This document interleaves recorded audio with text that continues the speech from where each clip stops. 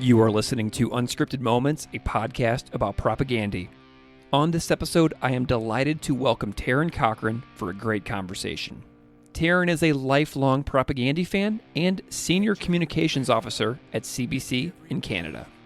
You've likely seen his work recently, since he is the web author of Propagandhi Remains Calm Inside the Storm, a recent article that he wrote about Jim Agapito's CBC video interview, which was Propagandhi's first ever interview with CBC.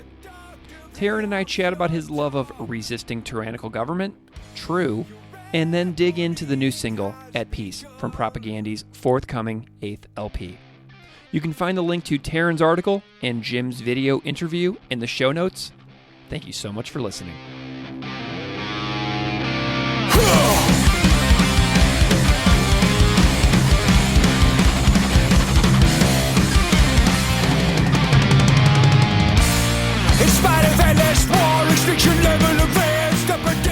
Taron Cochrane, welcome to Unscripted Moments, a podcast about Propagandhi.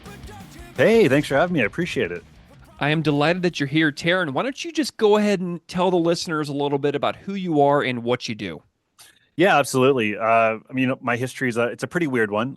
Present day, I do work for CBC Saskatchewan and CBC Saskatoon. I'm a senior communications officer. I'm generally the fellow in the background, community-minded events, sponsorships, branding, marketing. But then also, because of my history in my life, I do kind of weasel my way onto radio here and there. I've done a few radio segments. I support punk rock. I support local music. I actually had to sit down, Greg, and write down a list of my history because it's a lot. And there's a lot of weird stuff inside it. And I can just give you a quick overview. Yeah. So basically, I'm a punk rocker from a small town called Strasbourg, Saskatchewan. I was the kid in school with the 2 pink mohawks and almost a dozen facial piercings and the homemade dog collars. I've had 15 years in the Saskatchewan music industry and media landscape, usually talking about music. 25 years ago, I was doing graphic design for punk bands and bands in general, using the power of MySpace, if you can Nice. I've worked with the Regina Symphony Orchestra. I've ran my own PR company. My first clients were the Irish Rovers from Canada, which is a big deal for me. And yeah, it's been interesting. Some of the weird stuff in my career has certainly been, I was on national news 5 times. Once to celebrate Mick Jagger's 70th birthday, I was on CTV National News. I woke up one morning, they're like, do you want to come on and talk about Mick Jagger on his birthday? And I was like, sure, I do. Yeah. As well, too, I've had some fun moments in my life. I got to introduce DOA on the stage at Regina's legendary venue, The Exchange, for their 40th anniversary of Hardcore 81. I got to sit side stage in Edmonton with KJ from Chicks Dig It the night before the Descendants' Milo Goes to College turned 40 and watched the band play live. Fat Mike was there as well. And there's a really bizarre tie into that. I took a video from the stage of the band with Fat Mike watching the band, and Fat Mike took a video behind himself, and I'm behind him recording. So you can watch Fat Mike's Instagram video of me behind. Anyway, it's awesome. Yeah, it's wild. And then I've also, probably the weirdest thing I've done, because I grew up in rural Saskatchewan, and my life is polka. So my 2 main loves in life are polka and punk rock. Sweet. And during the pandemic, I couldn't get over the fact that Canada's King of Polka, Walter Osnick, who's revered, he's won 3 Grammy Awards, star on Canada's Walk of Fame, Order of Canada recipient, how his discography was kind of scattered and not all there and not easily accessible. And so I found and digitized and collected his entire 107 album, 60-plus year career discography. I think I'm the only person in North America to do that, and that's what I did during the pandemic. So polka and punk, it's my 2 passions. So, and then the punk rock side of things, I can ramble on about CBC tie-ins and stuff I've done here as well too. Yeah. Very cool. Well, you're on a very niche and obscure podcast right here, one that is committed to the work of one band, essentially. Yep. So tell me a little bit about your overview of your fandom of Propagandhi, this band that we both love so much and have in common. Oh my God. Yeah. So it really starts out with, I did do a CBC story, a radio story about the history of the compilation album. And I had Joey Cape on because Lagwagon was on a lot of the fat ones. And the compilation originated in Saskatchewan. A band by the name of Philip Kivas started a company called KTEL Records. But compilations were a huge deal. So back in my day, one of my best friends from birth and until death, Brian Adamson from Beaulieu, Saskatchewan, he was one of my musical compasses. And so Brian, I remember, found this really cheap compilation called "Survival of the Fattest," and I Mm-hmm. mean, listen to it, and their songs, like there's a High Standard covering the Mamas and the Papas. There's obviously a Lagwagon. There's Diesel Boy Titty Twister was a huge song, but then Nation States, right? I Mm-hmm. just and you heard the lyrics and you heard Chris's almost like Tommy Gunn style approach to singing lyrics at the start, just one after the other, real quick, and it got its hooks in me, and I couldn't get over how great that song was. And then that actually led to my first ever punk show, and this is maybe something where I'll ask your listeners to help out with. But so I had to travel. So coming to the big city was a big deal, and you did it like once a month, right? Because you had to travel back and forth, and it'd be a 2 hour trip just driving alone through the valley. And Propagandhi was playing in the Less Talk More Rock tour, and they were playing. And this is where I need your listeners' help. They were playing with Sure. two openers, Proposition 304 and GI Joke, and I can't find anything out about those bands, where they were from. I Okay. remember the names, but I don't remember where was this band from. Were they from Manitoba as well? Were they from? I don't know anything. So if anybody knows anything about those two bands, please let me know. Where was So that show again? so the show was at the Exchange in Regina. Okay, okay. And what's iconic about the Exchange is that they have held some of the best shows ever. It's simply just a box of a building, and Yeah. it has become revered. It is the punk venue in Regina. In the back green room, if you want to call it that, they have all their bricks are hand signed by bands that have played there through the decades, and it was wild because I remember, like, I remember it clear as day. I could even tell you what I was wearing. Like I had white Liberty spikes in my hair, and green and yellow plaid pants. But what shocked me was when I got there is people were lined up around the block for this Mm-hmm. band, right? And at the time, when Less Talk More Rock came out, and I'm sure you and many of your listeners and other Propagandhi fans can attest to the fact that when they put those words on the front of that album, the gay positive, Yeah. pro feminist, like Crucial. crucial. No other punk band was doing that. I mean, at the Right. time, like Bad Religion is another one of my favorite bands of all time. Bad Religion makes me think, but Propagandhi makes me feel, Mm. and I just couldn't get over that a band, especially from my neck of the woods, from somewhere I called home, from the prairies of Canada, was talking about such important issues and raising awareness about things. So at the show, it was crazy. I remember that seeing a lineup of people, and I remember it felt like to me going inside this box and the show itself. It felt and looked, and in my mind's eye, I just picture like people crawling up the walls when the band played. Like they were going absolutely mental for Propagandhi, and then to double down, they had somebody talking between the sets to talk about important issues, and I was like, who Mm-hmm. else? Who else is doing this? And the fact that Yeah. they were doing it was so commendable and so appreciated because it opened up a young mind of mine, and just to be like, this stuff is very important, and there's a lot of things in the world that we should really champion for, fight for, care about, and consider more when we're in our day-to-day lives. And that show and that really set me off to like, this band is incredible, and I will follow this band for as long as I possibly can. And that show, yeah, it was just that peak show in that one moment, because everybody has those triggers. You obviously had a trigger when you discovered Propagandhi. Um, Everybody, we're fortunate that we all have musical compasses, and we all have those moments where something happens. I mean, I fell in love with punk rock originally when I saw Rancid Salvation music video, and I was like, that's it. Like, I'm a punk rocker. There's no question. I mean, that's it. And regardless, I had no worries about bullying or perception or treatment. My hometown was fantastic. I never really encountered that. And so just being comfortable in your own skin. And I think even the music and lyrics and sounds of Propagandhi give us the permission to do that, right? To be who you want to be, and fight for what you think is important. Man, that's great. Okay, so was that your first show ever, you Yeah. said? Yeah. Your first show was Propagandhi? Right? Isn't that right? So Okay, was it a John or a Todd show? Do you remember who was playing bass? I think, oh my God. See, now keeping in mind, this is pre-internet and pre-cell phones, so you couldn't have 400 pictures from a show to remember it by. Right. I Yeah. feel like it was John, but I don't know, man. I don't know. Yeah, yeah, I think it was probably John because Yeah, John was in the band for the first half of '96, and then Todd's first shows started in the winter of '96. So wasn't winter, if it was not winter, if it was not not winter. December, then it was most likely John because I believe Todd's first shows were December of '96. Okay, So those are some of the earliest ones that start popping up online. As far as I can tell, Todd is a very late addition in '96. So you may very have cool. caught one of the very, very last John K. Samson shows, which is pretty sweet. Oh man, pretty sweet, I'd say. And I mean, yeah, it that show you never really realize in the moment sometimes the impact something will have when you're in it. You never Yeah, realize it.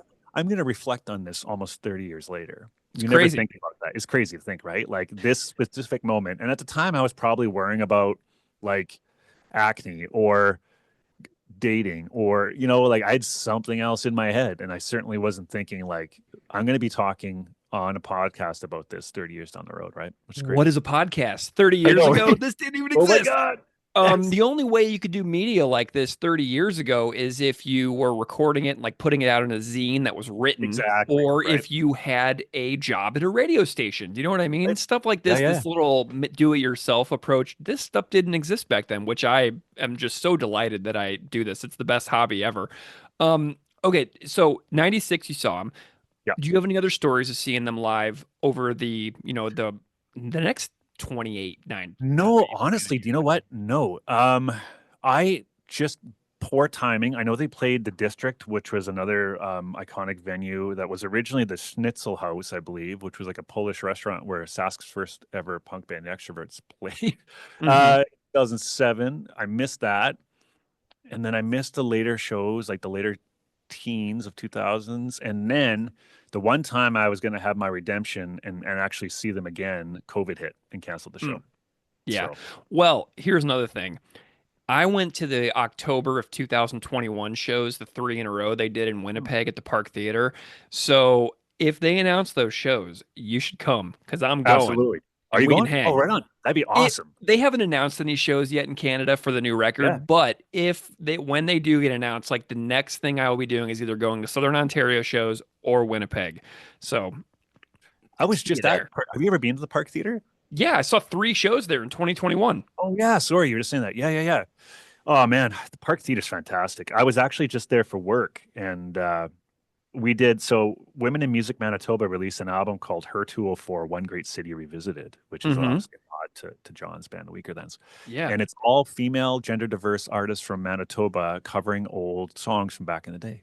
Hmm. And What's that there's name? a What's the name of that record again? Her 204, One Great City Revisited. And so I was there for work and we helped with the launch and stuff. And we did some live in studio stuff at CBC Manitoba. But yeah, there's Hymn of the Medical Oddity by Weakerlands is covered on that one. But anyway, I'm trailing off here. But Amazing. yeah, All fantastic. right. So, Taryn, when I reached out to you, I said that you need to pick your Propagandhi podium. Okay. Mm, Your top three, maybe not your favorite on any given day, but for the sake of this conversation, I wanted you to nail down three.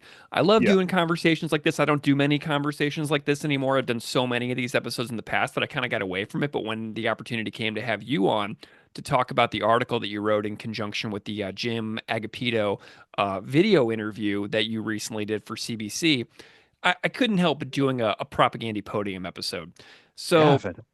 I want to go in the order that these songs are released Okay. chronologically. So the first one that you chose is Resisting Tyrannical Government from 1996, Let's Talk More Rock. Um, why did you pick this particular song as one of your Propagandhi podium? Well, I mean, first thing is to me, I mean, any fan of Propagandhi, I'm sure anybody listening to this is already a fan, and if not, fantastic. Welcome to the club. If you're not, Yeah. because you're going to be a deep fan by the time you dive into their discography. But for this one, this song really, I felt like Chris, his analogies and satire was really peek here. The opening lines from the song, right? Like, why don't we all strap bombs to our chests and ride our bikes on the next G7 picnic?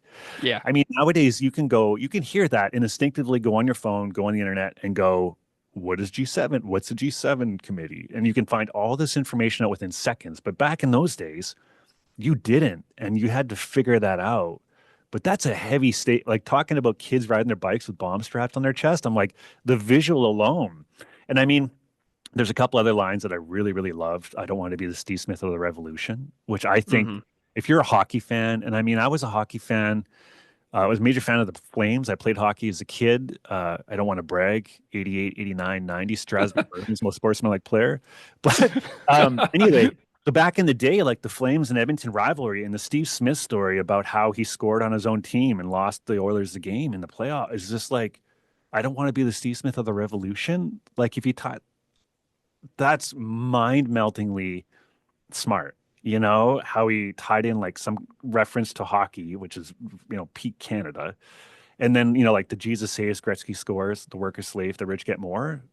And the best line was play the man, not the puck. I thought that was in that song specifically, because when you're playing hockey and when you're practicing, they tell you that all the time. Always play the man, not the puck. But just that using that, adolescent approach to teaching kids the sport of hockey as a means of social change or like play the man, not the puck is phenomenal. And so I just really love the fact that he said that. And then, I mean, the real kicker for me too with this song was how at the end of it, and that's exactly why privileged fucks like me feel obliged to want to kick and scream. Like he's recognizing that, hey, he's got, white male privilege but Yeah. but that's until everyone gets everything they need. Oh Yeah, my God, dude. right? Like, That line, that closing line on resisting tyrannical government might be the best lyric on absolutely. the entire record. Yeah, absolutely. Right? If not a top 5 lyric in the entirety of Propagandhi's discography. Like Well, I'll put that line up against anything. hands down. I mean, he lays it out and he's like, whatever you want to say, this is, I mean, it rationalizes the fight. And I think just, there's no argument now. You can't, it's like, this is explains why I'm doing what we're doing. Right. So, Yeah. yeah, 100% agree. So sweet. Okay. This next one that you picked, I'm so pumped about because I love this song so much, but it's a cover. Mhm. And you chose True, the Concrete Blonde cover that appeared on a Fat compilation. This is also, I don't know if you know this, but this is the first recorded performance of Todd Kowalski in the band. And I knew that, I knew that because I listened to your podcast. Dude, I'm so glad. Thank you Right. so And much for so, listening to the podcast. yeah, and I loved it because Todd's from Regina, so it was like a kinship. You're like, oh my God, somebody from Regina. Yeah. Anyway, yeah, that's phenomenal, right? Like, Yeah. what a better moment. Are you a Concrete Blonde fan? I am, and it's weird because everybody I feel has you have influences. You have what was the term I thought about for it? Like you almost have a musical. Like, do you know how you have ancestry? We all have Yeah. musical. Like, my grandfather was huge into Irish music. My grandmother on the other side of grandfather were polka and old style country fans. My dad, even though he was a rugged blue collar fella, he loved 80s power ballads. And my Mm. sister was a headbanger.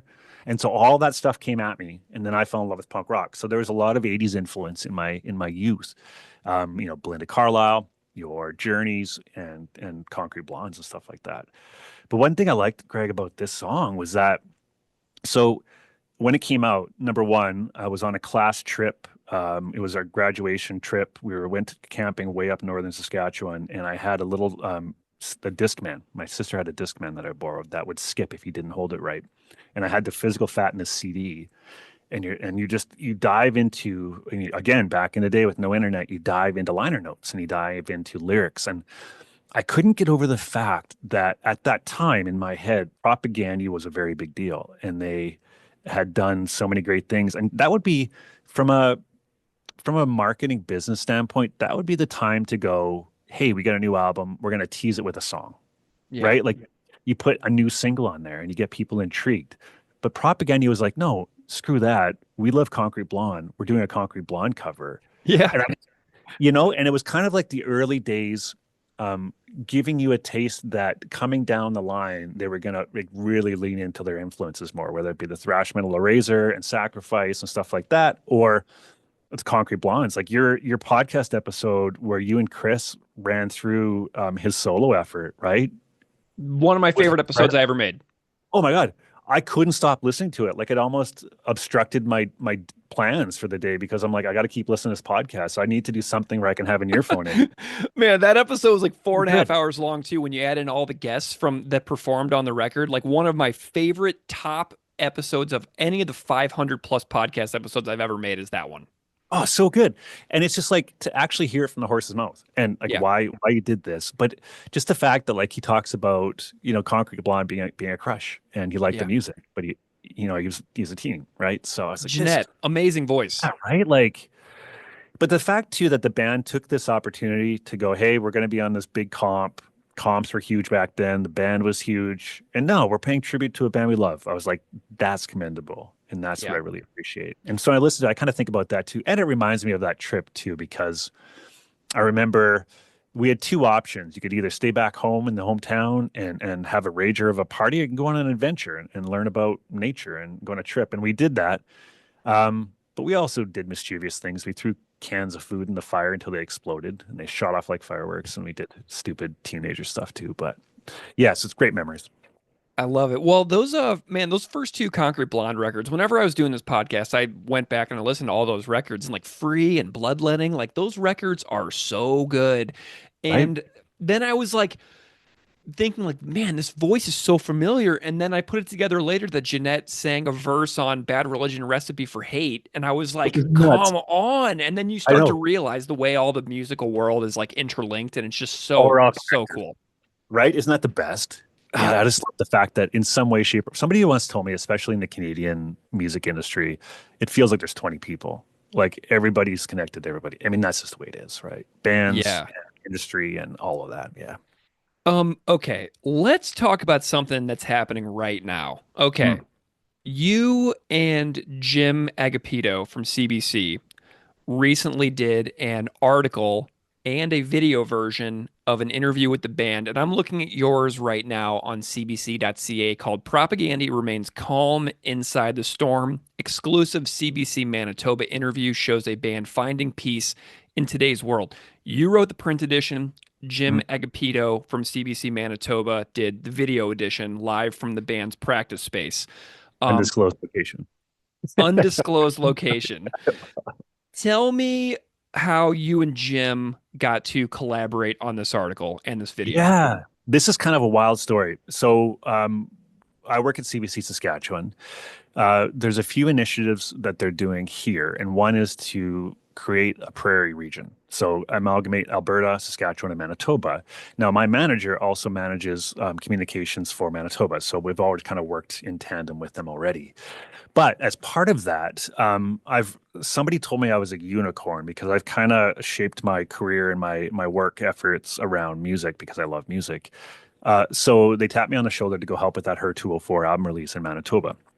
And so when I went there, when I travel alone without my family, I'm restless, and so I go do weird things. When I was in Winnipeg, I went and saw a punk show at the Handsome Daughter. I saw the Imploders, and it was incredible. And then I do think I talk to coworkers. I like to get to know people. How does things work? How does your show work? And so the morning I went to that punk show, I actually went on to the weekend morning show at like 5 a.m. And anyway, so as part of that, I was just kind of roaming the halls and I ran into Jim. And Jim does a really incredible, if you haven't listened to it, it's called Recovering Filipino. And so Mm, it's a CBC podcast where he kind of talks about his cultural heritage. And what makes Jim extra cool in my eyes is Jim is also an old punk rocker. And he's got a band called Agapito. And so I just saw him down the hall and I was like, oh my God, I mean, I know it's my coworker, but I was like, that's Jim Agapito. And so yeah. I actually had a really cool because I'm in the marketing side of this place. I had a recovering Filipino Bluetooth speaker that somebody had given me, a colleague had given me, and so I went up to Jim and I was like, "Hey man, like, do you have another one of those speakers? Like, I can't find mine." And he said, "No," but then we got to talking and we started talking about punk rock, and then it gets really weird. So then that day went across the street from the CBC Manitoba office to Stella Cafe in Winnipeg, which was incredible food. And we're sitting there, and I'm sitting with my coworkers, and I look to my right, and Jord is sitting right beside me, having lunch with a friend. And I mean, I've never met the guys. I've never met any band member. And so I look at him awkwardly, and he looks at me, and I kind of feel like, oh shit, like he probably thinks this. I'm just some weirdo staring at him. Then I was kind of frazzled. My coworkers are saying like, "What's going on? Why do you seem out of sorts?" And I said, "Well, because the drummer from Propagandhi is like right next to me here." And so I was like, screw it. So I got up and I went and chatted with him, and I had a fantastic conversation with him. He's And so great to talk to. so nice. He's such a good conversation partner. Oh my God. And he just told, I asked about the new album, talked about the first show that I was telling you about. And then I just I had questions. I had so many questions for him, touring and the album and the style of the album. And I wanted to give him some tidbits. And then I was like, well, that was fantastic. And what an experience. And I literally was buzzing the rest of the day. So a little bit later, I bump into Jim again, and I say to Jim, "Hey, like you're not going to believe this, but I ran to George from Propagandhi across the street," and he's like, "Yeah, I know those guys really well." And he goes, "By the way, I'm doing an exclusive interview with the band," and I was like, "And because one thing I like to do is be aware of kind of what's happening in our ecosystem, and I know that Chris did a national interview with Tom Power on Q, Yeah, it's a great interview. phenomenal, right? But had never heard of the band themselves doing a full interview with CBC. Like it's never in 30 plus years, nobody's ever done that. And so the Yeah. fact that Jim had told me he was doing one with them, I was like, well, this is too much. Like, so I said, all right, well, um, tell me a little bit about what you're doing. And he did. And then we just kept in touch. And then I found out that Jim didn't, Jim's a pro journalist, really fantastic, very talented man, but he didn't really understand a little bit about the marketing side of it. And so Hmm. I said, well, if I get approval from my boss, can I help you? Can I write the web story? Can I help push it to places like we got it on Alan Cross's Journal of Musical Things newsletter? Can I send it around to shows? Because I like to take stuff that we make regionally and push it to a national audience. I've done that with my own radio segment, the Local Music Minute that I did. I've also liked to do that with other colleagues' work, and so we pushed the CBC music, which didn't pick it up, but because they're knee deep in the Junos, CBC Arts picked it up nationally. Even all over Reddit. Jim's video. It's been out for a week. That interview, and it's got 46,000 views currently, which is Yeah. bananas. But then the kicker to it all, Greg, was that so this was all a really exciting time. And then of course when these little triggers and these little moments happen, and now I'm really into listening to Propagandhi. And sitting in the Winnipeg airport, waiting to fly home to Regina. I was checking my phone, waiting for my flight. I got like half hour to go. And I get a notification, new Propagandhi single. Oh my God. Right. So Yeah. I just met Jord. I just found out they're doing an exclusive interview with CBC. There's a new single, first single in 8 years, and it fucking rips. Like, Yeah. so I listened to it as loud as I possibly could in my headphones, like on repeat, like standing on the tarmac, waiting to get into a plane to Regina with this song and I mean, God, that song, it's my favorite song of the year. There's so much to it, you know? And I Yeah. think it's the perfect storm of experiences and moments and stuff just kind of tying into each other. But yeah, do you want to talk about that piece now as a I do. Yeah. Real quick, couple of shout sure. outs. So you mentioned the Tom Power interview. Mitch Mm-hmm. Pollock, the Oh yeah, producer of yeah, that yeah, show. yeah. Great dude. Hi, Mitch, Super if great. you hear this. Also, shout out to Ryan Nash from the band Agapito and Agassi, Beeves' Oh, band. So yeah, yeah. Ryan, who now is in Beeves' new band, is also in Agapito. So a couple of shout outs to Look at this. some friends of the podcast there. It's a small world, man. It's Like small. We're all connected. if you start talking about stuff related to this band, I can find a connection somewhere else in this podcast. Like the world and the web is it links us all together. Okay, so let's talk about the song. Sure. Um, Lead single, new record, recorded by JP Peters in Winnipeg and Chris Hmm. Hanna in his private studio, and then mixed and mastered by Jason Livermore at the Blasting Room. Record comes out May 2nd, as everybody knows, on Epitaph. Tell me about the song. how it is resonating with you because you, like me, have heard this song probably 50 times at this point. So I'm curious what your thoughts and takeaways are about this song and how it's been sitting with you the last couple of weeks. Yeah, I mean, there's something to be said, and this is probably 90% of the comments you read online about the song. Is there something to be said about timing, Hmm. right? And there couldn't be a more frustrating, anxiety-ridden moment in politics, in society than right now for us, Yeah. in many ways. Fear, all of the emotions. But the fact that I mean, the song starts off with that slow burn of it, just Chris and his wordplay, and talking about things like prostrating yourself and you know saying seductively better them than me is such a strong way to word that. um Hmm.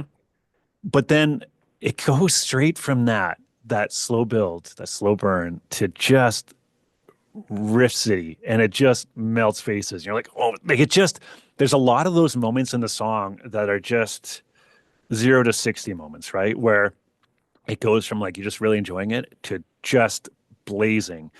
And then, I mean, lyrically, talking about the fact that we should be really thankful that we're even here, really, or maybe we should regret the fact that we're here. Like it, just the way he kind of goes back and forth with um, optimism and then pessimism, and then the I mean the Chris Hanna wit and the sarcasm, right? The draw a dick on my face with a Sharpie, talk about the and even like the reference to the internet meme, right? Like, excuse me, sir, this is an Arby's, is brilliance Yeah. personified.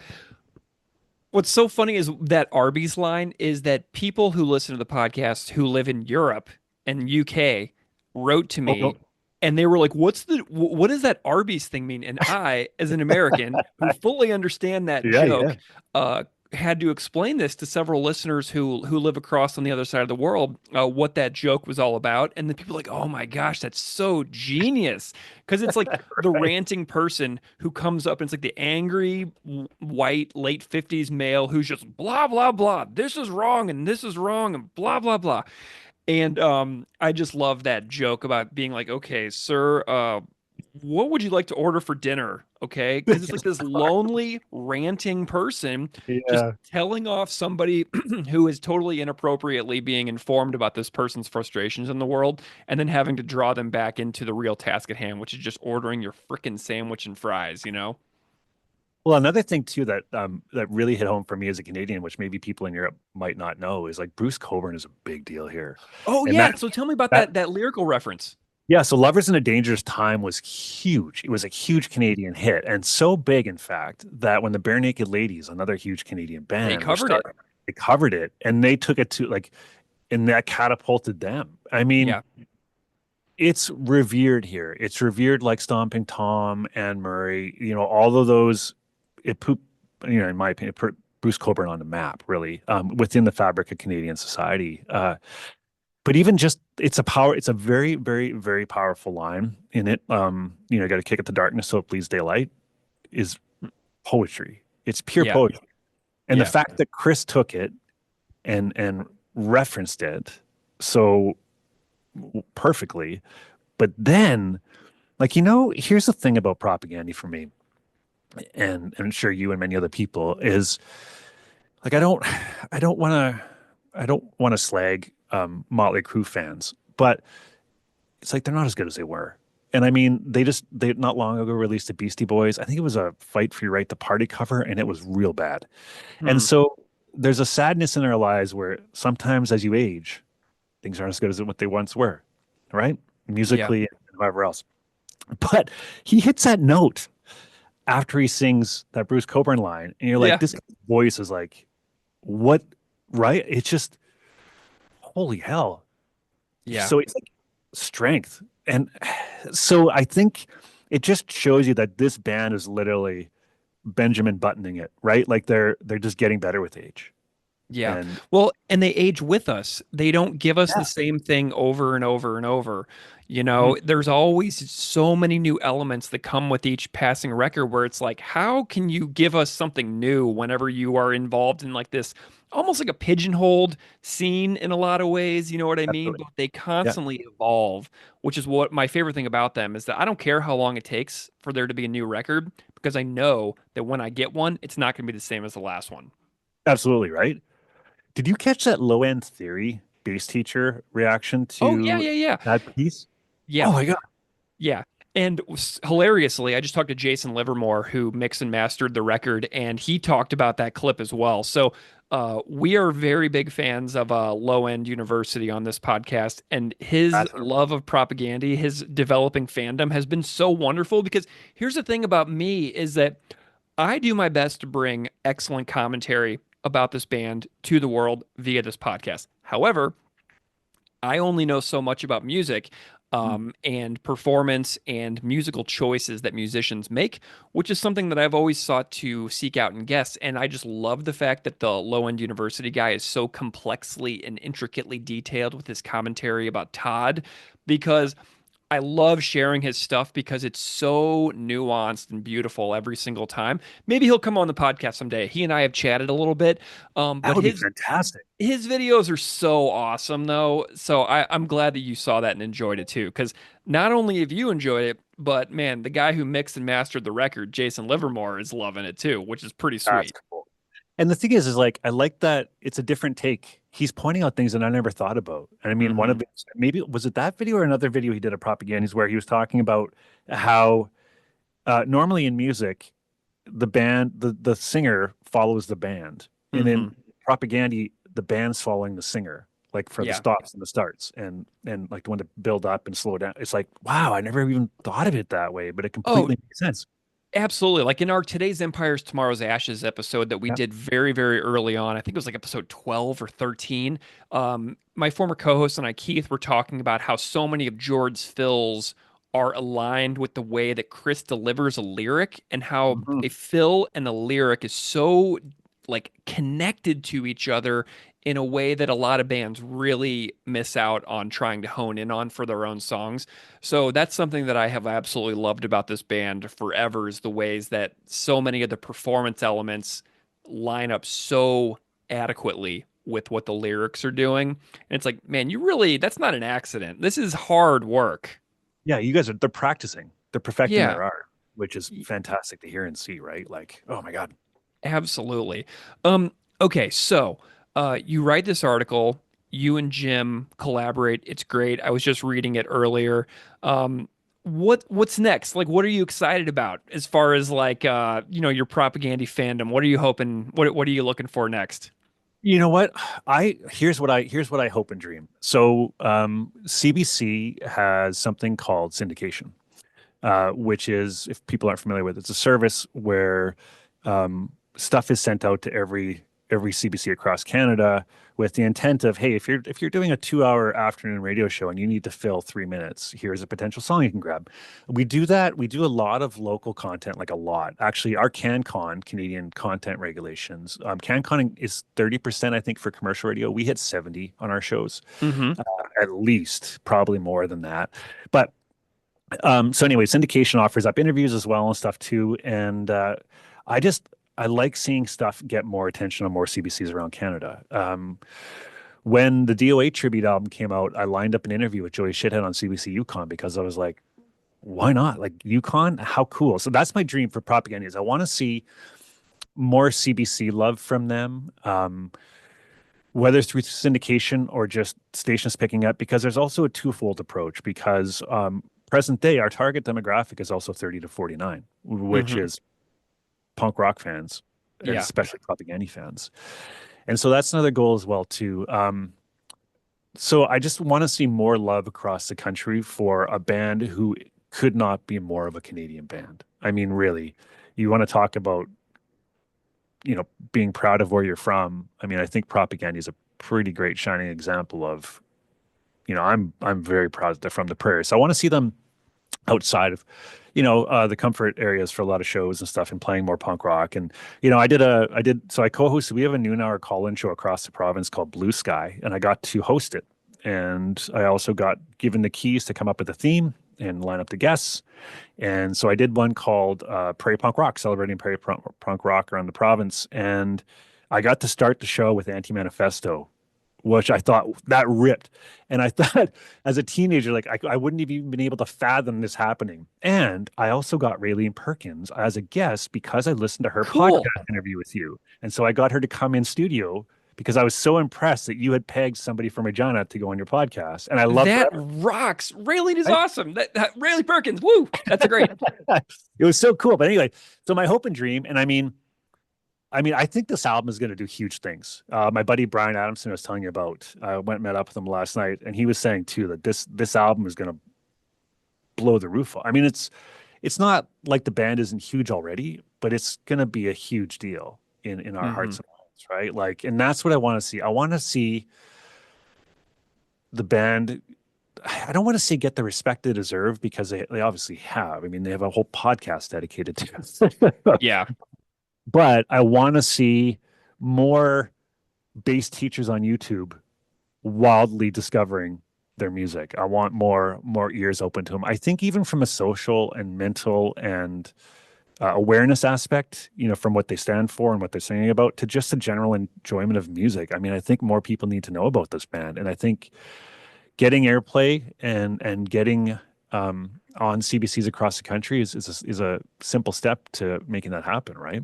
Yeah. Well, and an amazing thing too is if you all can bring some new listeners to it, the stuff that Absolutely. they put out in 96, 2001, 2005, none of those things are dated. Like their Mhm. songs age better than any band on earth. And, Absolutely. New Iron drawn across the 49th parallel from 2005. Come on, man. Our two Right? I'm in New York, you're in Saskatchewan, and our two countries are essentially beefing for the first time in hundreds of years. Right? Um, and so it is an absolutely important thing for bands like this to exist, because they make me feel like I am not alone and not going crazy whenever I see things that don't make sense to me whatsoever happening in the world. I live 3 miles from the Canadian border, and I love going to Canada. I lived in Canada for 2 years, and now I'm seeing all of this happen, and it's just so disappointing. And to me, this song at peace is like, I'm so disappointed.